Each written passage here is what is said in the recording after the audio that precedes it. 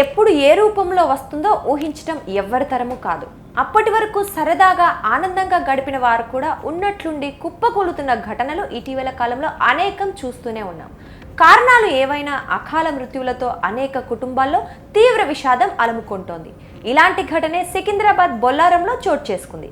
ఓ వ్యక్తి బైక్పై భార్యతో కలిసి వెళ్తుండగా మృత్యువు కబళించింది.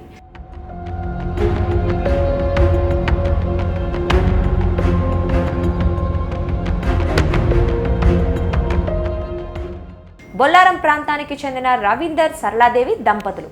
సరళాదేవి ఉపాధ్యాయురాలుగా పనిచేస్తున్నారు.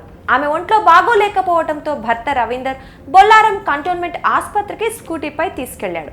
ఆసుపత్రిలోనికి వెళ్తున్న క్రమంలో గేటు దాటి లోపలికి వెళ్లగానే పక్కనే ఉన్న ఓ భారీ చెట్టు అకస్మాత్తుగా కుప్పకూలి వారిపై పడింది.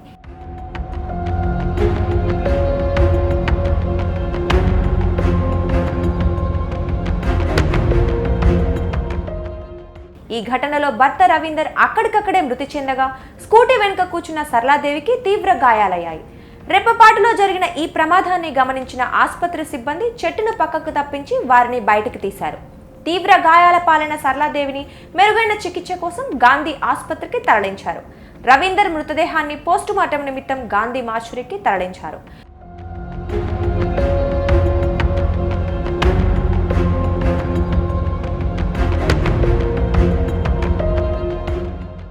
ఘటనకు సంబంధించిన దృశ్యాలు అక్కడే ఉన్న సీసీటీవీ కెమెరాల్లో రికార్డ్ అయ్యాయి.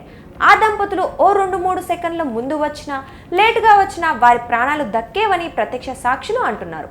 రవీందర్ని వెంటాడిన మృత్యువు చెట్టు రూపంలో ప్రాణాలు లాగేసుకుందని ఆవేదన వ్యక్తం చేస్తున్నారు. ఈ ఘటనతో రవీందర్ కుటుంబ సభ్యులు బంధుమిత్రులు విషాదంలో మునిగిపోయారు.